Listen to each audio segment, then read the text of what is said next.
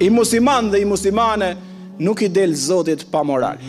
I pa moralshmi nuk fiton ditë gjykimit.